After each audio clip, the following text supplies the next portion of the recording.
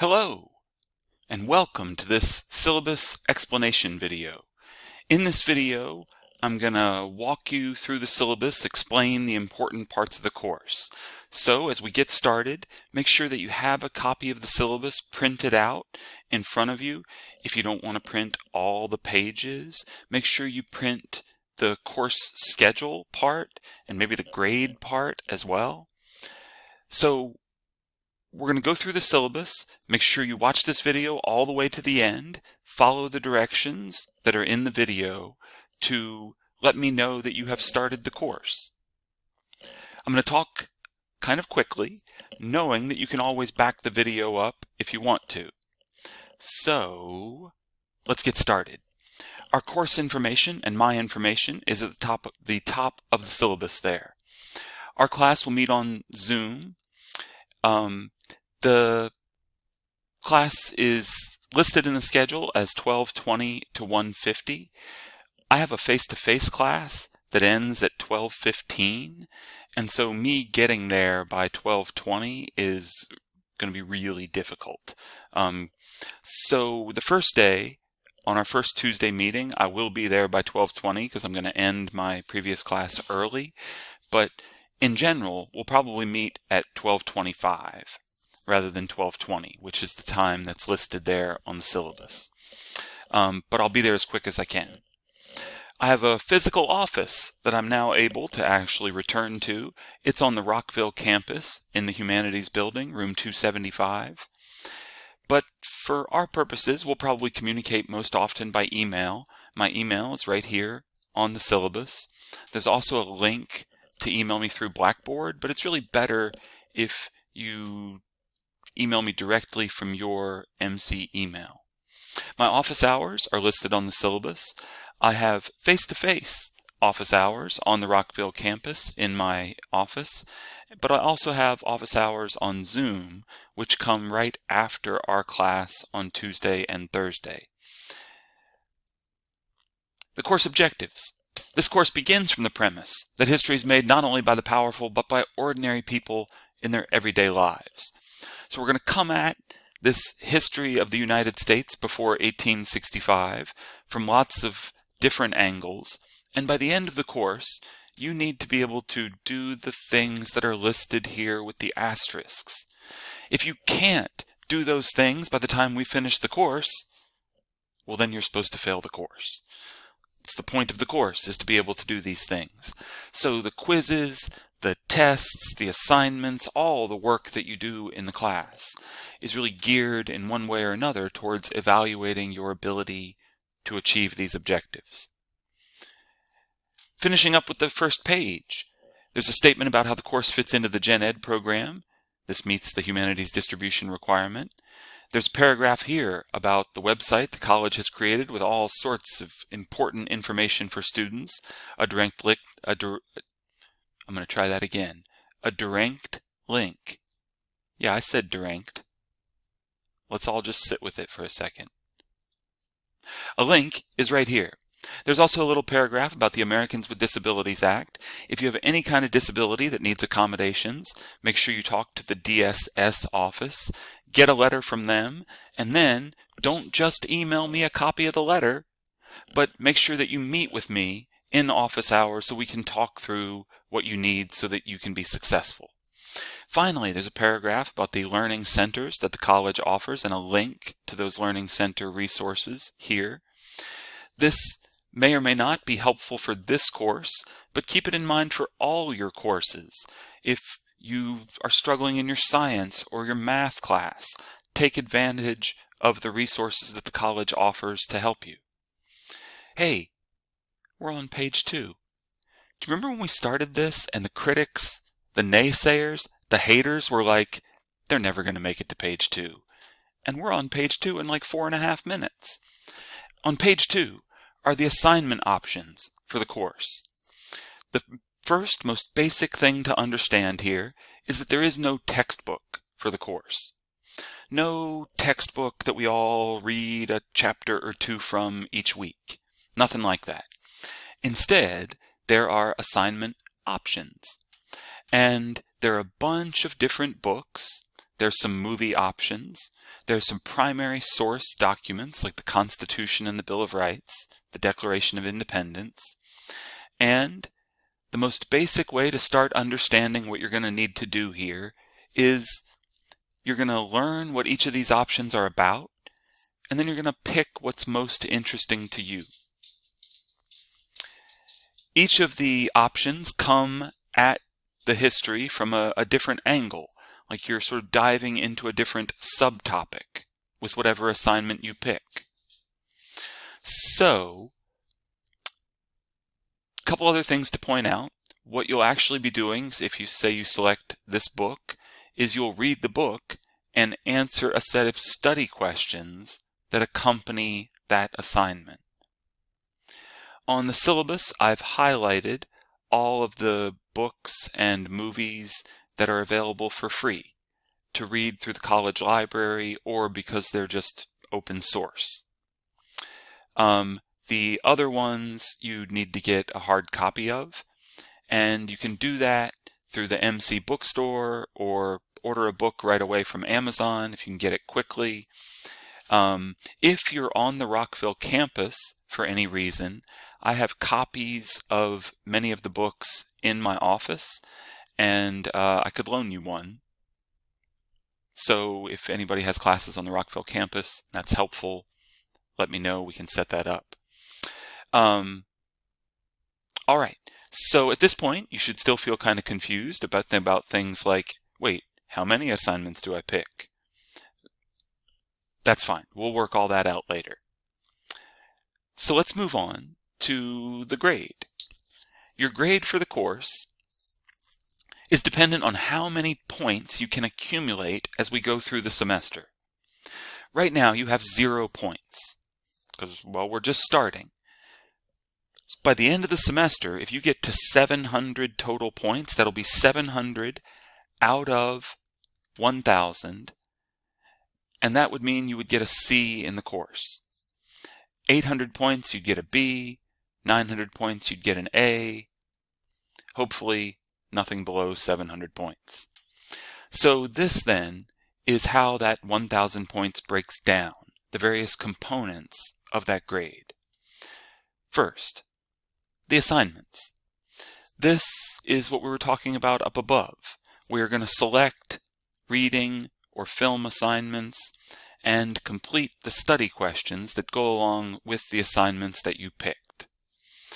The assignments are broken up into 2 groups, one set of assignments that are due near the midterm, and another set of assignments that are due at the end of the semester. So that's what this part here is about, due on 2 due dates. The point value of each book or movie varies depending on the length and difficulty of the reading and the number of questions that you have to answer. If you work hard and you keep answering questions, you can make this grade as high as 200 points out of 190. And if you're trying to get an A in the class, that's the best avenue to make it happen. Grab those extra credit points where they're available. So, at this point, you should still feel a little confused about how all this picking my assignments stuff works. Once you get finished with the syllabus video, you'll move on through our Blackboard pages, and in the Week 1 module, you'll find the assignment grade plan page. Print that document, the assignment grade plan, or save it to your computer, and watch the video on that assignment grade plan page, and I'll talk you through how to fill out the assignment grade plan, select your assignments, and get started answering the questions. Okay, but this part of your grade is 19% of the total, 190 total points. There will be 2 map quizzes in the semester. The map quizzes will cover the basic geography that you need to know for the history to make sense. You'll complete the map quizzes using a geography website, and you can take the quiz over and over until you get a perfect score. So if you're willing to work hard at it, you'll do great. This next part is tricky with a Zoom class. Participation. Participation is 10% of your course grade, 100 points. And you need to actively participate to earn participation points.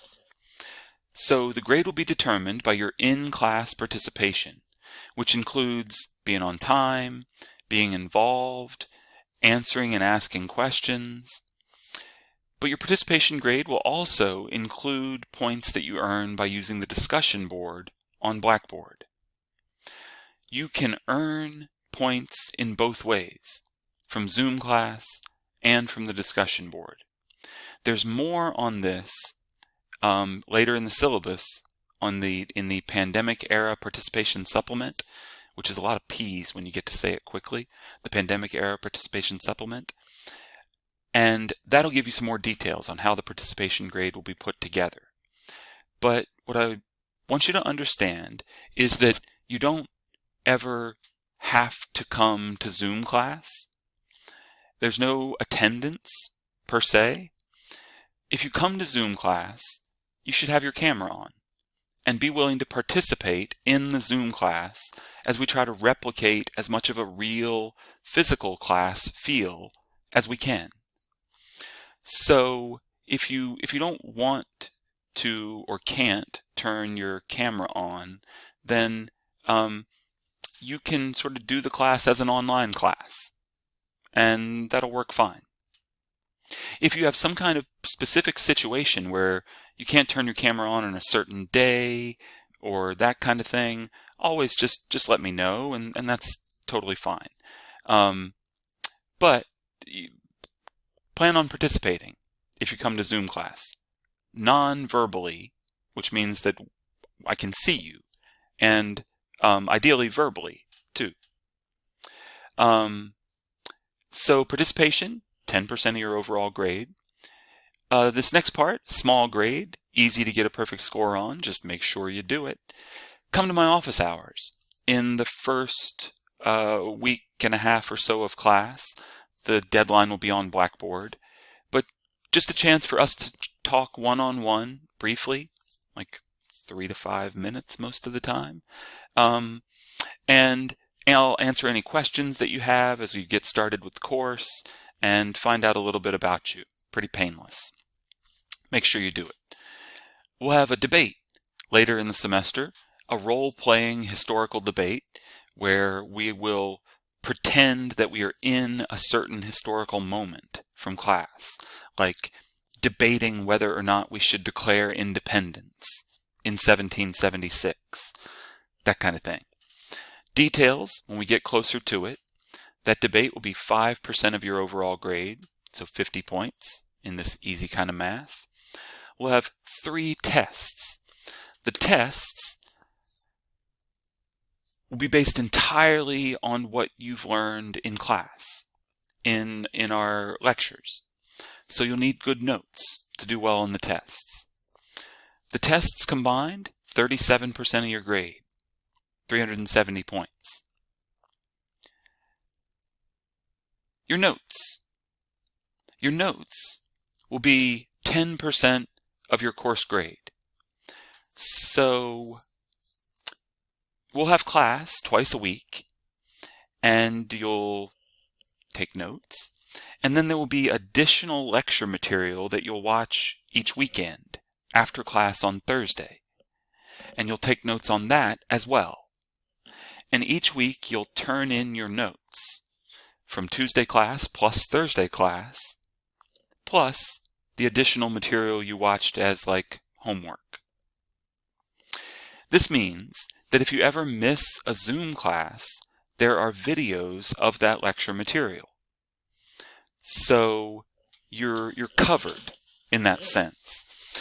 If you're 15 minutes late to a Zoom class because something happened, you can always go to the videos and fill in that 15 minutes of material.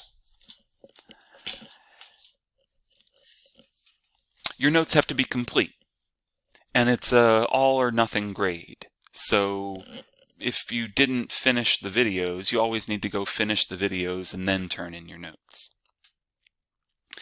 If you don't do the notes, you're going to hit a roadblock.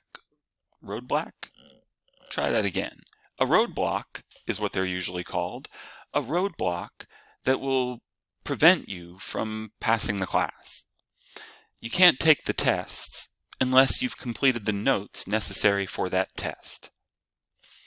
So the notes are basic building block of everything else in the course. So you've got to do them for the class to work for you. If you do the notes all semester, then at the end of the semester, you can retake or make up 2 key term quizzes, which is the last part of the grade here. We'll have small quizzes that will cover material from the previous lectures. And those quizzes together, 11% of your course grade, 110 points. If you do badly on a couple of those quizzes, you can make them up at the end of the semester, as long as you've done all the notes. If you missed one on Blackboard for some reason, you can make it up, as long as you've done all the notes. Alright, so that is the grade. You'll get more details about really every part of it as we go through the semester, but that's how it's put together. Ways to succeed in the course. Number 1, come to class. The class will be easiest for you if you come to class on time, every day, camera on, ready to participate. It works smoothly, and it's a lot better for me, too. There's a Zoom class etiquette guide on Blackboard with the basic rules for how to conduct ourselves in a Zoom class. Make sure you check that out. You will be held to the guidelines in there. Number 2, use our Blackboard page in conjunction with our Zoom class periods. The Blackboard page and the Zoom classes are going to work together to try to create a learning environment that is as close to a real-world physical classroom as I can get it. Number 3, use your MC email. Don't email me from your Gmail or some other outside email. It goes to my junk mail, and I won't know that you emailed me. And then we'll both be sad. Number 4, turn assignments in on time at deadline 1 and deadline 2, even if they're only partially completed. You get points for every question that you answer. So turn in what you have done, because late assignments will not be accepted. Number 5, take good notes. You're going to need those notes to work for you. The notes that you take are your study resource for quizzes and tests. Reviewing your notes before each class period will also help you with your participation grade. You'll come into class remembering the important things that we discussed in the previous class. Number 6, 2 hours of preparation for every hour spent in class. Our class is a little bit of an accelerated course. We're in class for just over 3 hours a week.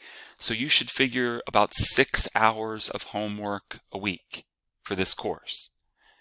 And that's for real. So make sure that you factor that into your planning for your own schedule and everything that you have to do. Number 7, participation's important. We already talked about it. Don't let it surprise you. Number 8, if you decide to drop some course, make sure you actually withdraw and don't just quit going. That means you'll get an F. Number 9, don't cheat.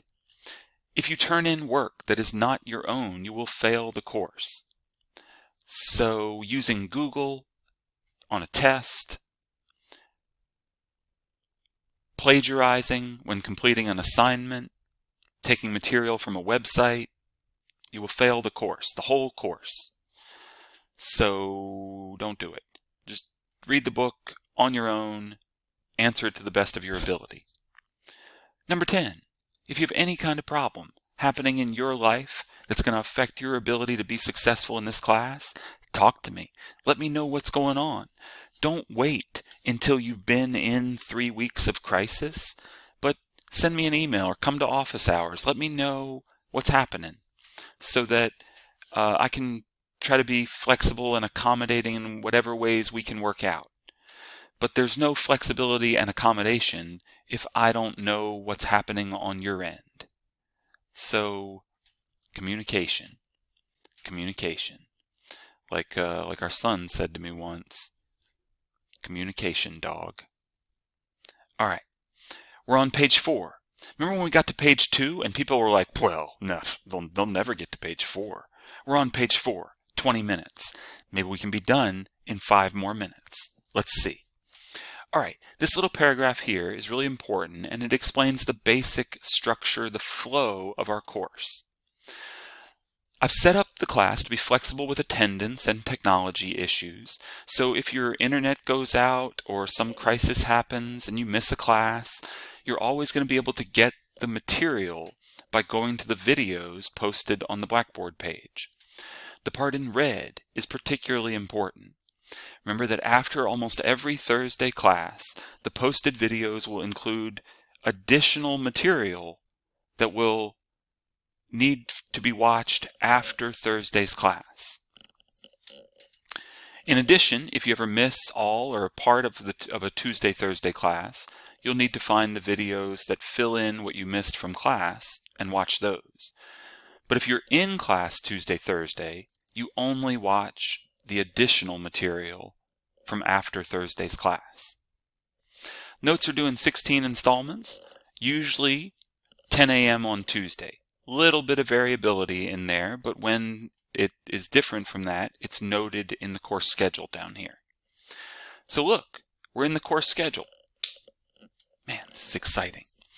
Each week is the lecture topic for that week listed at the top, and then everything that's due that week.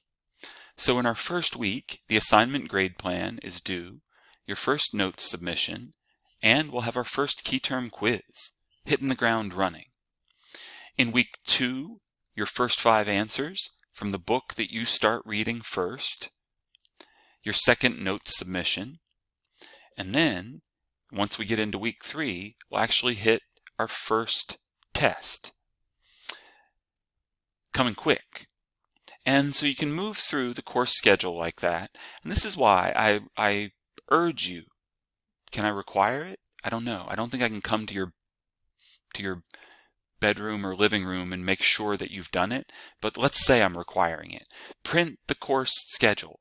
You know, just like take this part and select it and print it as a thing on its own. And when you do, you can keep it next to your workspace, and as we move through the semester, keep track of everything that you have to do and what's coming up.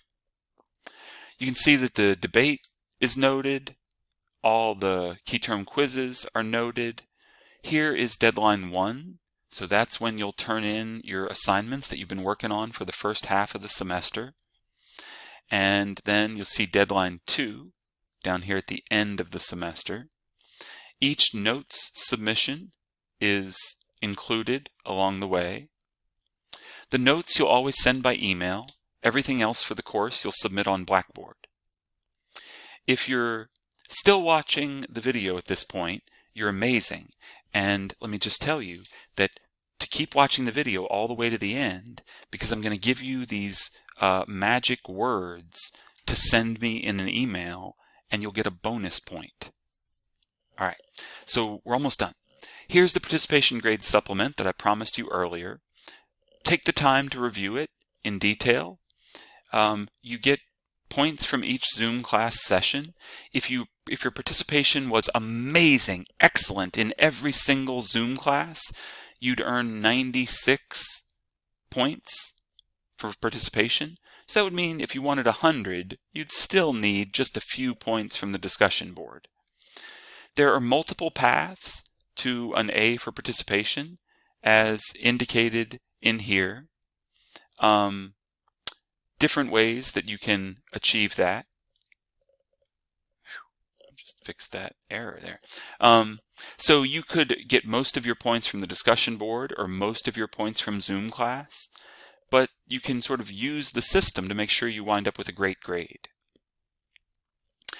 On page 7 and page 8 are college-wide policies and procedures. They're super, super exciting, so make sure you read through them all in detail and check out the link here, which I provided earlier as well.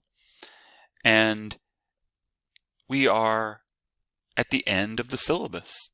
If you've watched this video all the way to the end, send me an email that says Frederick Douglass, and you'll get a bonus point. If you have any questions, make sure you let me know. If you've watched the syllabus video all the way to the end, the next place to go is to the Start Here module in Course Content.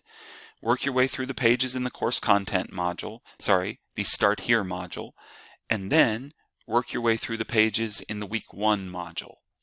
And I will see you for our first Zoom class on Tuesday at 12:20.